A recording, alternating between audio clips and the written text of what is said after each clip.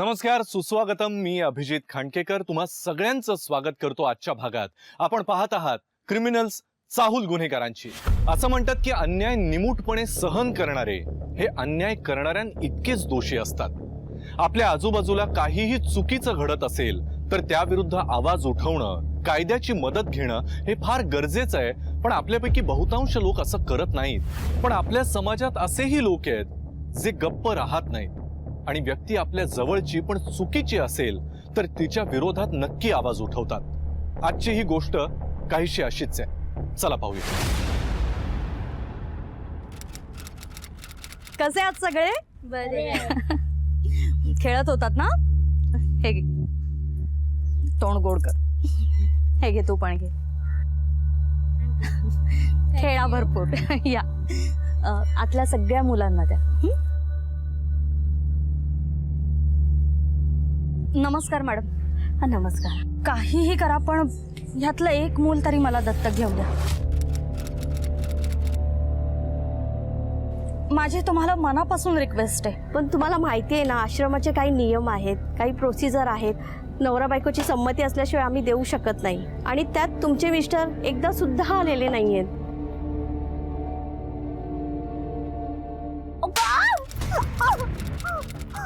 खरंच नाही बायकोला. सोड गेला. लाज वाटत नाही तिच्यावर हात उचलता ना? हे बघा, आमच्या नवरा बायकोमुळे तुम्ही येऊ नका मध्ये. गप्पा उभा राहा इथे.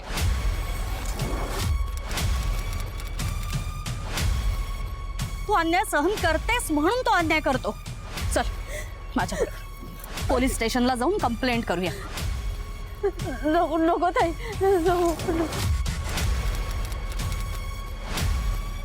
ताई. चल माझ्या बरोबर. आणि तुला तर मी बघून घेईन.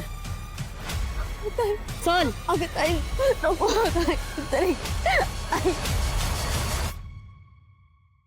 शिंदे साहेब, त्याला अजिबात सोडू नका. चांगलीच शिक्षा करा. अहो, यांचं कुठे ऐकताय? मी तुम्हाला काय झालं ते सगळं सांगतो. नमस्कार शिंदे साहेब. नमस्कार.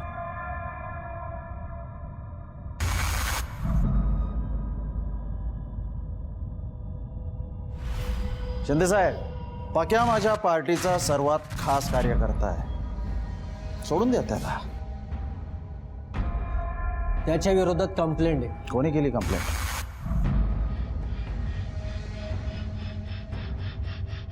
कंप्लेंट मागे घे.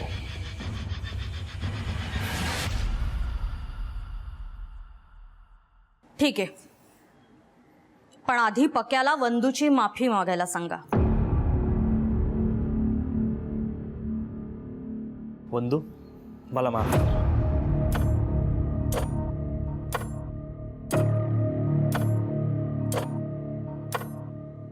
धन्यवाद साहेब.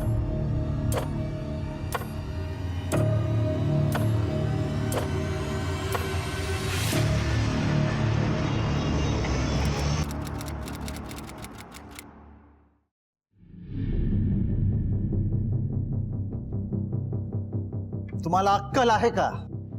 मी पार्टीचा नगर अध्यक्ष आहे आणि माझ्याच बायकोने माझ्या कार्यकर्त्याच्या विरोधात जर कंप्लेंट केली तर तिथे बसलेल्या पोझिशनवाले बँड वाजवतील माझ्या इमेजची. हे बघा, त्यानं त्याच्या बायकोवर हात उचलला हे चुकीचंच होतं आणि तिच्यावर झालेल्या या अन्यायाविरोधात मी कंप्लेंट केली. ताई, माझी लाडाची ताई. ही हाय जीजू. हॅलो. जेवण करताय? वाव, माझ्या आवडीची भाजी. ताई, मी टेस्ट करू?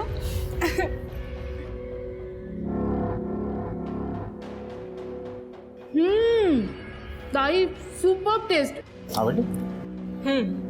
जीजू, तुम्ही टेस्ट करा ना. तुझ्या हाताने जर भरवलंस तर नक्की खा. ठीक आहे.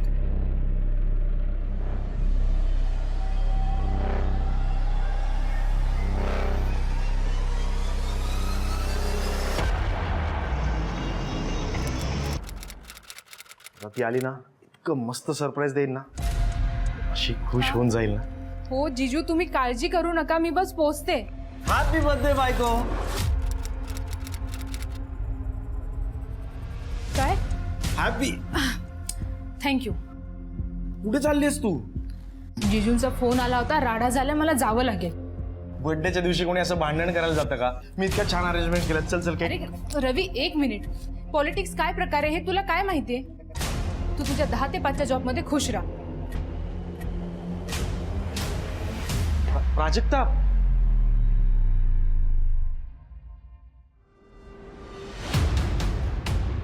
प्राजक्ता ताई.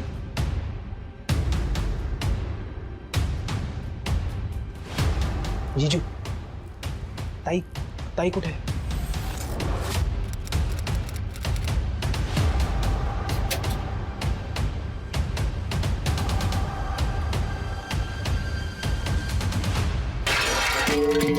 तुझ्या आता या तुला किती वेळा सांगितलं ते बिर्याणी लावायची नाही. इथे फक्त वडापाव आणि मिसळपावची गाडी लागणार. ए विजय, तेरे लड़के को रोक वरना. कळणार काय रे? विजय जिचकर नाव आहे माझं आणि या विजय जिचकरला धमकी लय महागात पडते. कळलं? या एरियामध्ये ना फक्त आणि फक्त आपली वाट चालते. कळलं काय? चल.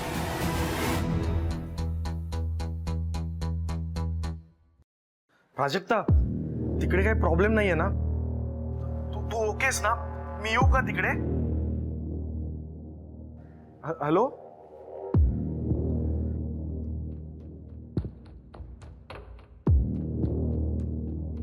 वाव जिजू. जिजू, मला असं कायम वाटत असतं की माझं लग्न रवीशी नाही तुमच्याशी व्हायला हवं होतं. खरंच?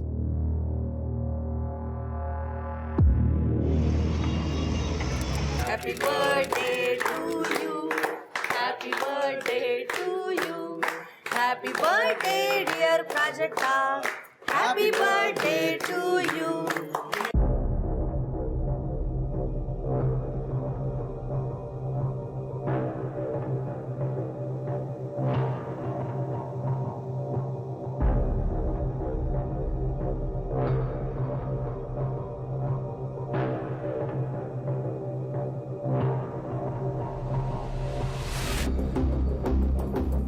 तुम्ही बसा, मी जेवण लावतो.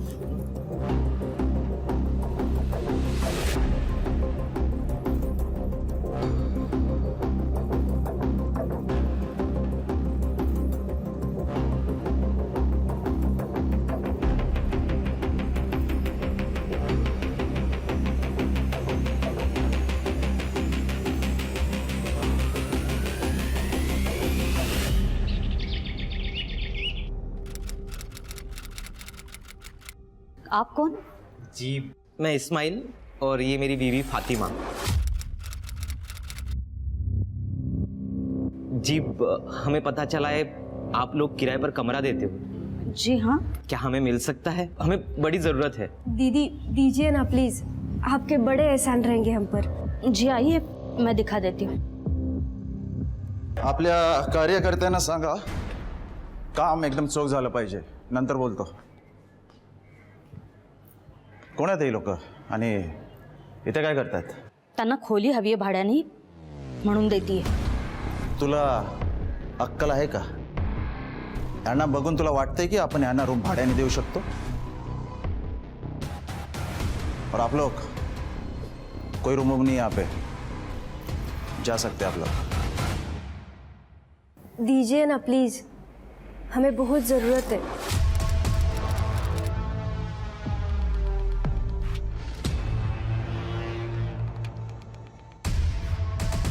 ज़्यादा ज़रूरत है आपको? जी. ठीक है, तो दे देते हैं आपको रूम. खुश?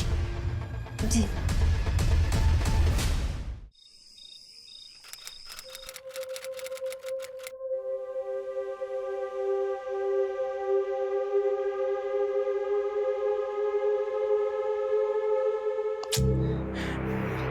शट, साले सब के सब चोर निकले.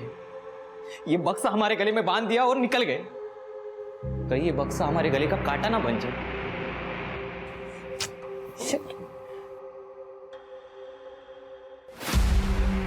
इस्माइल, मुझे क्या लगता है हम ये बक्सा यही छोड़ के भाग जाते। नहीं फातिमा, नहीं नहीं, हम ऐसा नहीं कर सकते।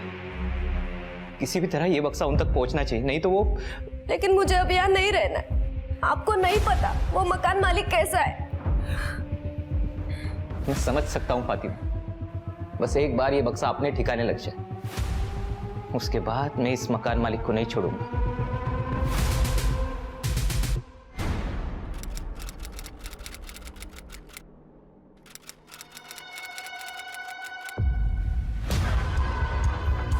पवारसाहेब कुठे? काय झालं? बसा. अहो काम आहे, पवारसाहेब कुठे? मला कंप्लेंट करायची. नाही बसा ना, आम्ही करतो. समजून प्लीज मला एकदा भेटून देता ना. ठीक आहे, या. सर. पवारसाहेब नमस्कार. विजय, इतक्या रात्री हो, काय झालं? शीतलबद्दल आहे, म्हणजे गायब आहे. बस बस बस. कधीपासून बेपत्ता आहे? सकाळी कामाचं बोलून ती बाहेर गेली आहे. एवढी रात्र झाली पण अजून काही आली नाही. कुठे जाणार आहे काय सांगितलं होतं? काहीच कल्पना नाही आहे. इनफॅक्ट तिचा मोबाईल पण स्विच ऑफ आहे. सर, ताई दर महिन्याला 1 दिवस अनाथ आश्रमात जाते. कुठे आहे ते अनाथाश्रम? ॲड्रेस तर नाही आहे माझ्याकडे. ठीक आहे, आमच्या रेकॉर्डमध्ये त्या अनाथाश्रमाचा नंबर असेल, आम्ही चौकशी करू. प्लीज. विजय, तुला कोणावर संशय? संशय हां सर, ताईने एका कपलला रेंटवर ठेवलं होतं. कदाचित त्यांनी काही केलं असावं. मला डिटेल्स हवेत त्यांची. डिटेल्स माझ्याकडे नाही आहेत. ते सगळं शीतल बघत होती. शिंदे, एक काम करा, यांच्या घरी जा आणि त्या दोघांनाही इथे चौकशीसाठी घेऊन या. Yes sir. सर आत्ता ते तिथे राहायला नाही आहे. म्हणजे कुठे आणि कधी गेले काहीच कल्पना नाही आहे. इतका निष्काळजीपणा? ठीक आहे, तुम्ही या आता, आम्ही बघतो काय करायचं. पोलिसांना शंका आली की त्या 2 व्यक्तींचं गायब होणं आणि शीतलचं बेपत्ता होणं यांचा परस्परांशी काही संबंध असावा. म्हणून पोलिसांनी आता त्या दिशेनं तपास सुरू केला आणि दोघांचीही स्केचेस बनवायला सुरुवात केली. हे सगळीकडे सर्क्युलेट करा आणि आपल्या खबरी टीमला ऍक्टिव्ह करा. शीतलचे कॉल रेकॉर्ड्स मिळाले? हो सर. आणि आश्चर्याची गोष्ट म्हणजे शीतलचा फोन कर्जतला स्विच ऑफ झालाय. पण तिचं शेवटचं बोलणं कोणाशी झालं होतं? सर, त्या दिवशी सकाळी 9:15 वाजता तिच्या फोनवरनं 100 नंबर डायल केला होता. तो कॉल फक्त 3 सेकंदात चालला आणि त्याच्यानंतर कट झाला.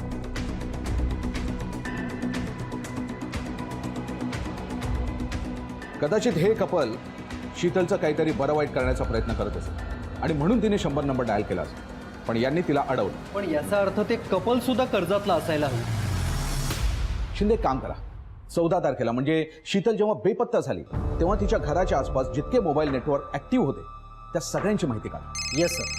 सर, एक मिनिट.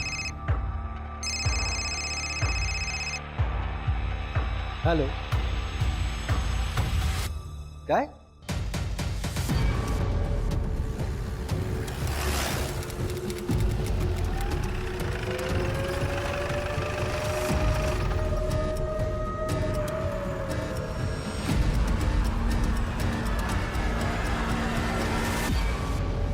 मॅडम, थोडे चेक करा. रिकामे सर. काय सापडतं का बघा. हो सर.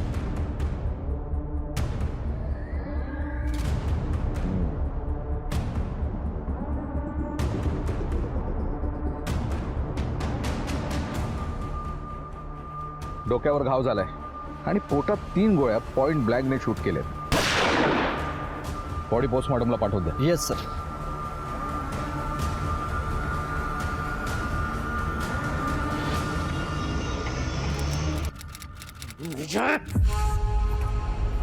का मारलं माझ्या ताईला? हा, का मारलंस? मिलिंद, सोड त्यांना. त्यांनी काय नाही केले, तू आधी शांत हो. ताई सरक, तू सरक. माझ्या ताईचा जीव घेतलास तू. हा, तुला सोडणार नाही मी. चल.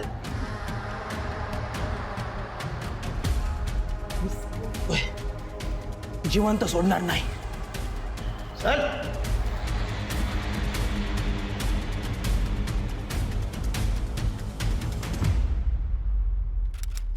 सर शीतलच्या पोटात ज्या 3 गोळ्या झाडल्या गेल्या होत्या त्या बॅरेटो नावाच्या गनमधून झाडल्या गेल्या होत्या. याचा अर्थ शीतलच्या मारेकऱ्याला तयारीनिशी पाठवलं होतं. हे काम करा, अशी गन विकणाऱ्या डीलरचा शोध घ्या आणि रिसेंटली त्याच्याकडून अशी गन कोणी विकत घेतली असेल तर त्या माणसाचा पण शोध घ्या. Yes sir. सर सर शीतलचे पोस्टमॉर्टम रिपोर्ट आले. सर शीतलचा खून 14 तारखेला सकाळी 8 ते 10च्या दरम्यान झाला. आधी तिच्या डोक्यावर वार करण्यात आला आणि तिला बेशुद्ध करण्यात आलं आणि मग तिच्या पोटात गोळ्या झाडण्यात आल्या. सर अजून एक महत्त्वाची गोष्ट आहे, शीतल ज्या दिवशी बेपत्ता झाली तेव्हा तिच्या घराच्या आसपास जे नंबर ॲक्टिवेट होते त्यात एक नंबर असा आहे की ज्याच्यावरनं काही आंतरराष्ट्रीय कॉल केले गेले. त्या नंबरची माहिती काढा आणि ट्रेसिंगला लावा तो नंबर. शिंदे, मला वाटतं शीतलचा खून हा विजयच्या राजकीय विरोधकांपैकी कोणीतरी केलेला असावा. सर मी शीतलच्या घरच्यांचे कॉल रेकॉर्ड सुद्धा मागवतो. या विजयकडे पण गन आहे ना. एका माणसाला धमकावण्यासाठी त्याने हवेत फायरिंग केल्याचं मला आठवतं.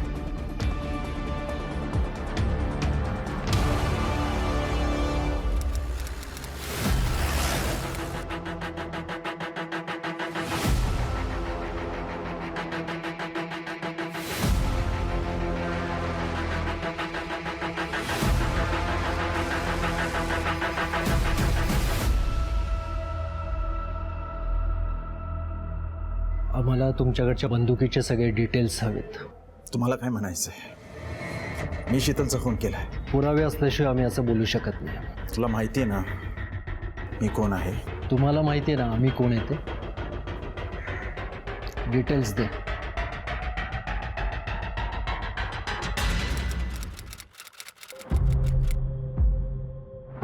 साहेब, माझं नाव कुठे बाहेर येऊ देऊ नका, पण मला असं वाटतंय की शीतलताईचा खून त्यांचीच बहीण प्राजक्ताने केलाय.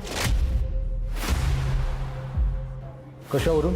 प्राजक्ताताई आणि विजय भाऊंचं प्रकरण चालू होतं आणि ते शीतलताईला कळलं होतं. त्या दिवशी त्यांच्या घरी काम करायला गेले तेव्हा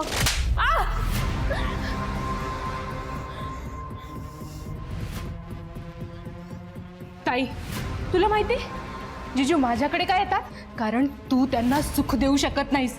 लग्नाला तुझ्या 5 वर्ष झाले तरी मूल देऊ शकली नाहीस तू त्यांना. प्राजक्ता चालती हो इथून आणि पुन्हा इथं पाऊल ठेवू नकोस. तुम्ही शीतलचा खून केलाय? काय अहो सर काही काय बोलताय. सख्खी बहीण आहे ती माझी. मी कशाला तिचा खून करेन. तुमच्यात आणि विजयमध्ये जे काही चालू होतं ते सगळं आम्हाला कळलंय. शीतलचा खून झाला त्याच्या आदल्या दिवशी तुमचं आणि शीतलचं भांडण झालं होतं. अहो सर बहिणी बहिणीत भांडण होत नाही का. धमकी देण्यात पण. तिचा खून झाला त्या दिवशी सकाळी 9 वाजता तुमच्या मोबाईलचं लोकेशन तिचं घर होतं. सर ते मी जिजूला भेटण्यासाठी गेले होते पार्टीच्या कामानिमित्त. काम झालं आणि मी घरी परत आले. कदाचित त्यामुळे माझं लोकेशन तिथलं दाखवत असतील. मला अजिबात नकोय. आजच्या आज रिपोर्ट हवे. हो सगळे प्लीज. सर नंतर कॉल करतो. सर शीतल बेपत्ता झाली त्या दिवशी तिकडे एक नंबर ॲक्टिवेट होता त्याची माहिती काढली. तो नंबर इस्माईल काझी या नावाने रजिस्टर आहे. म्हणजे विजयने आपल्याला ज्या भाडेकरूबद्दल सांगितलं होतं तो? हो सर. सर त्यामध्ये अजून एक नंबर सस्पिशियस आहे. तो देवनारमधल्या रसिक खान या नावाने रजिस्टर आहे. सर या नंबरवरनं पण काही इंटरनॅशनल कॉल केले गेले. जेव्हा आपल्या खबऱ्यांकडनं याची माहिती काढली तेव्हा कळालं की हा शस्त्रास्त्रांचा व्यापार करतो. ताब्यात घ्या त्या रसिक खानला. सर तो रसिक खान फरार झालाय. रसिक खान शस्त्रांचा व्यापारी आहे. कस्टमर येणार म्हटल्यावर तो नक्कीच भेटेल.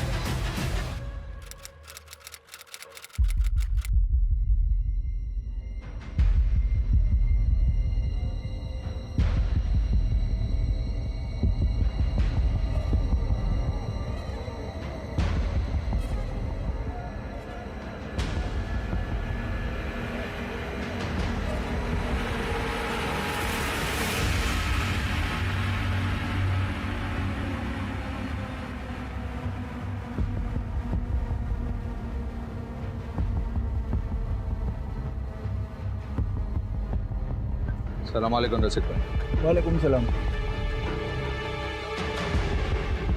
गन चाहिए 2 बरेटा। लाइसेंस नहीं है अपने पास। गन खरीदने के लिए लाइसेंस नहीं, रोकड़ा चाहिए, रोकड़ा।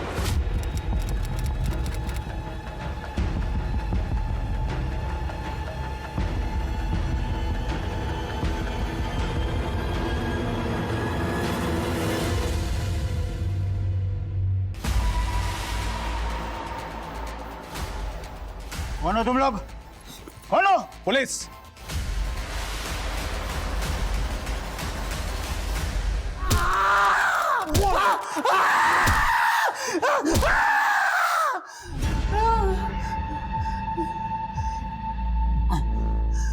चल बोल बोल। तब मैं पहचानता हूँ उसको, वो मेरे लिए पार्सल लाने वाला था। कैसा पार्सल? वो एक एरिया में पंगा करवाना था। कहाँ है दोनों? तो वो किधर है पता नहीं, लेकिन एक दिन मुझे मिलने आए थे घर पे। रसिक भाई, आपका बक्सा, आप अपना बक्सा ले लो और खुदा के लिए हमें रिहा कर दो। ले ले। और इसमें से कुछ हथियार दूसरी जगह पे पहुंचाने हैं। हमें माफ कर दो, हमें आपके पैसे नहीं चाहिए, बस हमें जाने दो। हमें बख्श दीजिए भाईजान, अब हम ये काम नहीं करेंगे। चलो फातिमा। एक सलेम, मुझे जिस काम के लिए चुना गया है ना, वो काम को मुकाम तक पहुंचाए बगैर तू जा नहीं सकता। नहीं भाईजान, हमें माफ कर दो, हमें जाना है। सुन इस्माइल, मेरी नहीं बात रसिक सुन। भाई। इस्माइल सुन, इस्माइल चलो। इस्माइल सुन मेरी बात। उन दोनों के भागने के बाद उनको ढूंढने की बहुत कोशिश की मैंने, लेकिन वो मेरे हाथ नहीं आए। उस बॉक्स में किस टाइप की गन थी? बेरेटा करके। उसमें जितनी गन थी, उसमें से एक गन ऐसी थी जिसमें से 3 गोलियां ऑलरेडी चल चुकी थी, और उसी से शीतल का खून हुआ। हम लोग ऐसी गन नहीं बेचते जिसमें गोलियां कम होती हो। हाँ, मगर एक गन चोरी हुई थी, मुझे पक्का यकीन है साहब, वो इस्माइल ने और फातिमा ने ही चुराई थी। जिस दिन शीतल का खून हुआ, तुम कर्जत में क्या कर रहे थे? डिलिव्हरी करने को गया था तब। सर, विजयच्या घरी आपण धाड टाकली होती, त्या दिवशी जी गन आपण तिथे बघितली होती, तशीच गन रजीच्या घोडामध्ये सापडली आहे। विजय से आखिरी बार क्या बात हुई तेरी? बोल। तब मेरी कुछ बात नहीं हुई थी। हाँ, मगर एक गन सप्लाई जरूर की थी मैंने। कब?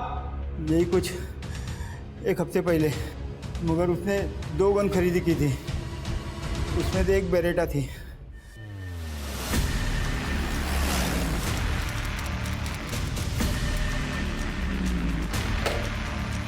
अब विजय कुठे गायब झाला?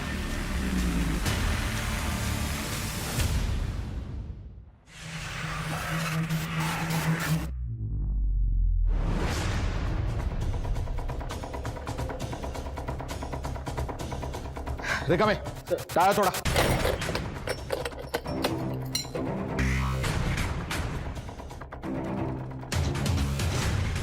तुम्ही दोघे आजूबाजूला सर्च करा, काय मिळतं का बघा।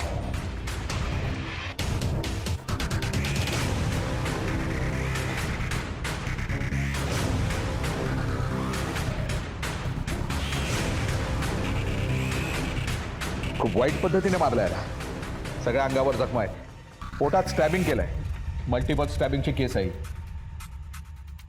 ज्याने मारलंय त्याचा विजयवर खूप मोठा राग असेल।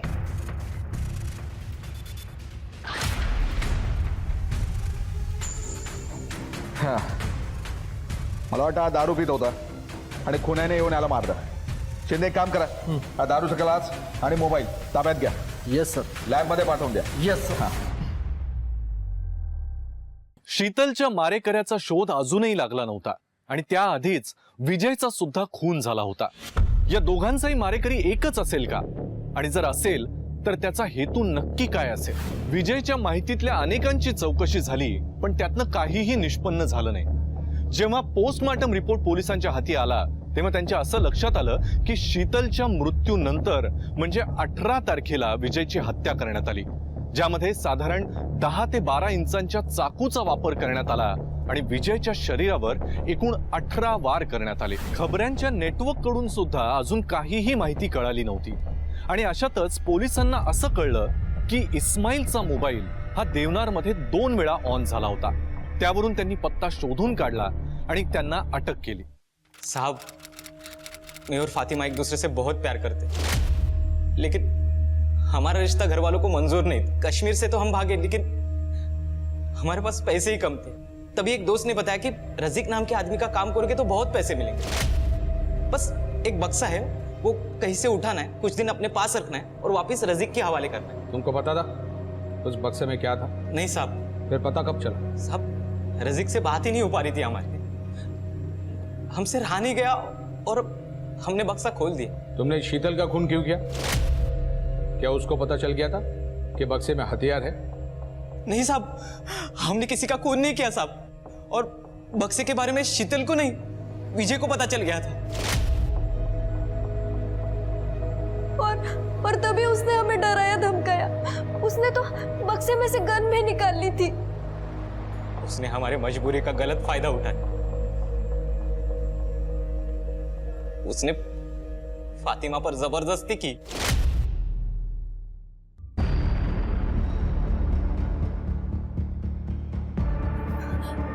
जी आप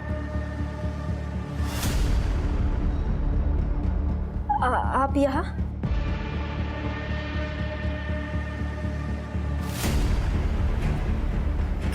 क्या कर रहे हैं आप? क्या कर रहे हैं आप? छोड़िए मुझे, प्लीज छोड़िए मुझे. तो तुमने या फातिमा ने ये बात शीतल को क्यों नहीं बताई? या पुलिस स्टेशन में कंप्लेंट करने क्यों नहीं आए? मैंने विजय के बीवी से इस बारे में बात की थी. तो उस पर उन्होंने क्या कहा? नाही फातिमा, ऐसा नहीं हो सकता. तुझा काहीतरी गैरसमज झालाय. दीदी, मैं आपको बड़ी बहन मानती हूँ. मैं आपसे झूठ क्यों बोलूंगी? आपके शोर सच में मेरे अकेलेपन का फायदा उठा रहे. मैं अब तक चुप रही, लेकिन उस दिन तो उन्होंने हद ही पार कर दी. रड नकोस फातिमा. तू सांगतेस हे जर खरं असेल तर त्या माणसाला शिक्षा दिल्याशिवाय मी शांत बसणार नाही. मग तो माझा नवरा का असेना. शीतल ने उनके पति से झूठ कहा कि वो 4-5 घंटे के लिए कहीं बाहर जा रही है. जैसे ही शीतल बाहर गई, वो मेरे कमरे में आए और मेरे साथ जबरदस्ती करने लगे. और उसी वक्त मेरे शोहर और शीतल वहां आ गए. दीदी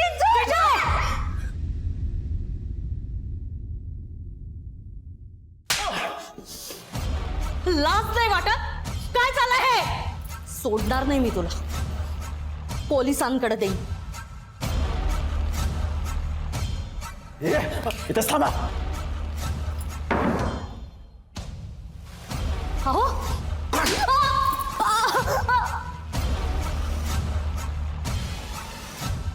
हॅलो पक्या, लवकर ये.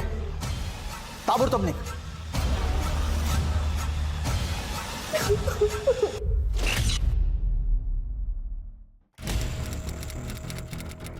सर, पक्या विजयचा खास कार्यकर्ता आहे आणि विजयचा खून झाल्यानंतर पक्या गायब झाला. हा पक्या त्याच्या गावाला गेल्याचे चान्सेस जास्त आहे. विजयच्या इतर कार्यकर्त्यांना उचला. त्यांच्याकडून पक्याबद्दल नक्कीच काहीतरी माहिती मिळेल. Yes sir.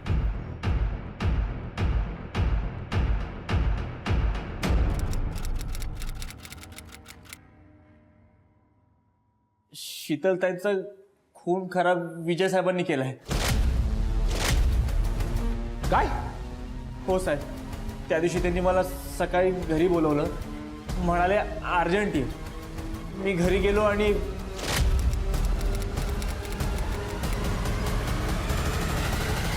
साहेब, ताईंना डॉक्टरकडे न्यायचंय काय?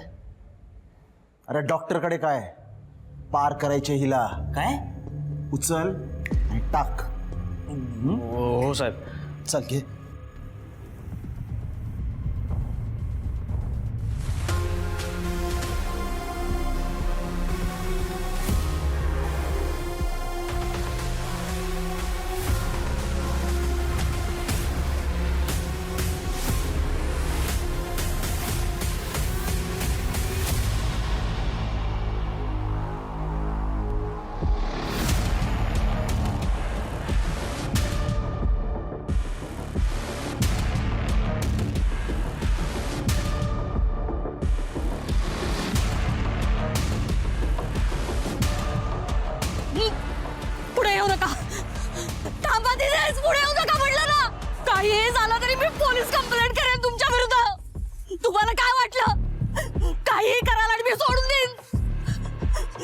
पोलीस पकडतील मगच कळेल तुम्हाला.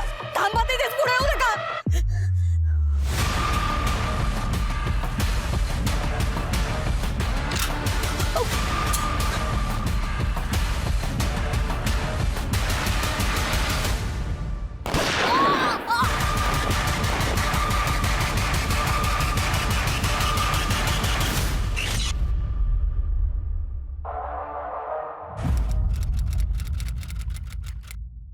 या इस्माईल आणि फातिमाचा विजयला मारण्याचा मोटिव्ह आहे, पण त्यांच्या रेकॉर्ड्सवरून त्यांनी असं काही केल्याचं समजत नाहीये. या रसिकचा विजयशी काही संबंध नाहीये, त्यामुळे त्याने मारण्याचा प्रश्नच येत नाही. सर, पण सुलेमान विरोधात सुद्धा काही ठोस पुरावे नाहीयेत. विजयच्या घरच्या लोकांचा काही हात असेल? सर, विजय आणि प्राजक्ताचा अफेअर होता.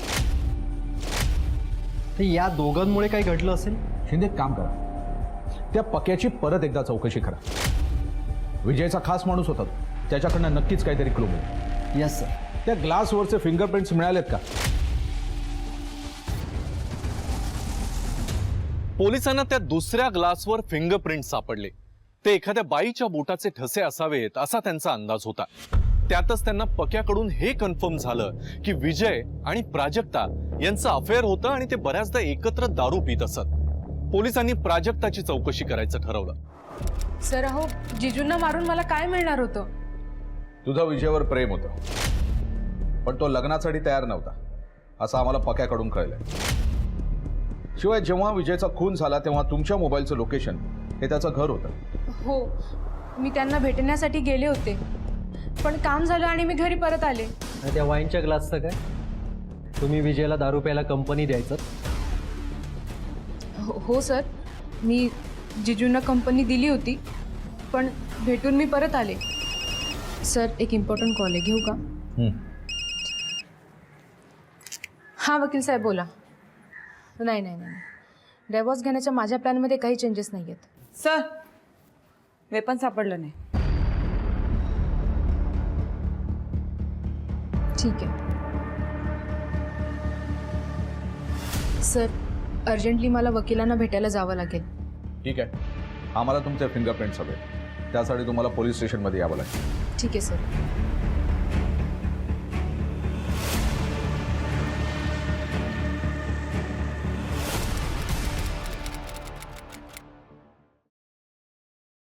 रवी, एक विचारायचं. प्राजक्ताचा आणि तुझा डिवॉर्स होणार आणि त्याला विजय कारणीभूत आहे, म्हणून तू विजयचा खून केलास? त्याचा ज्याने कोणी खून केला ना, त्याला मानतो मी. कारण विजयसारख्या नीच माणसाला असंच मारायला पाहिजे होतं. म्हणजे तुला म्हणायचं आहे की तू विजयला खून नाही केलास? तेव्हा शपथ साहेब, मी त्याला नाही मारत. मी हवं तर माझ्या घराची पूर्ण झडती घ्या, त्याचा मोबाईल तपासा, सगळे रेकॉर्ड्स तपासा. मला हवं ते चेक. तुम्हाला माझ्या विरुद्ध एकही पुरावा मिळणार नाही, कारण खरा दोषी मी नाहीच आहे.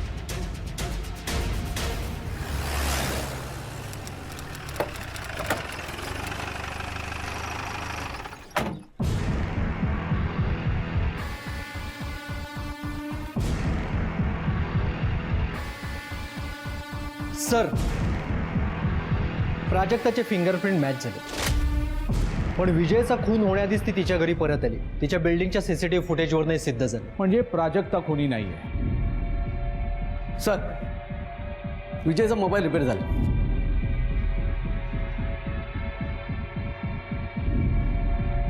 विजयच्या घरचे बर्थडे पार्टीचे फोटो आहेत. पार्टीमध्ये सगळे खुश आहेत, फक्त 2 माणसं सोडून. एक रवी, ज्याची आपण चौकशी केली, आणि हा दुसरा. बोल, का मारलंस विजयला? साहेब, मी नाही मारलं विजयला. विजयचा खून व्हायच्या थोडाच वेळ आधी तू त्याला कॉल केला होतास. हो साहेब, कॉल केला होता माझ्या ताईच्या 13व्या बद्दल बोलण्यासाठी. तुला विजयचा राग होता? राग होता साहेब, पण मी खून नाही केला. पाटील, तुझ्या घराची शोधाशोध केली, तिथे आम्हाला हे सापडलं. यावरचे सगळे डाग मिटवलेस, पण 2 ठिकाणी राहून गेले. एक तुझ्या बोटाचा पुढचा भाग आणि दुसरं तू बाईकची चावी लावतोस तिथे.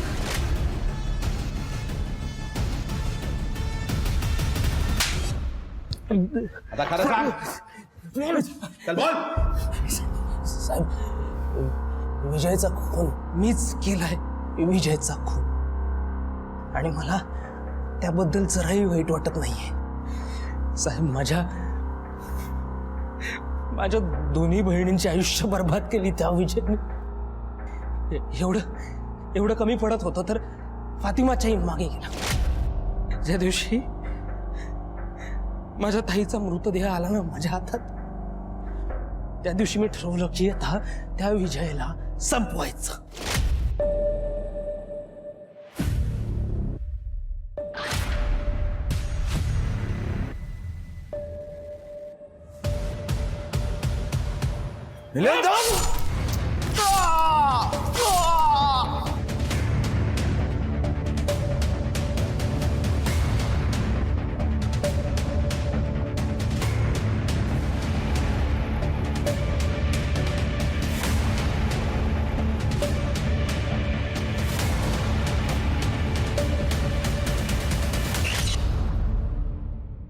शिंदे येऊन जायला. चल रे,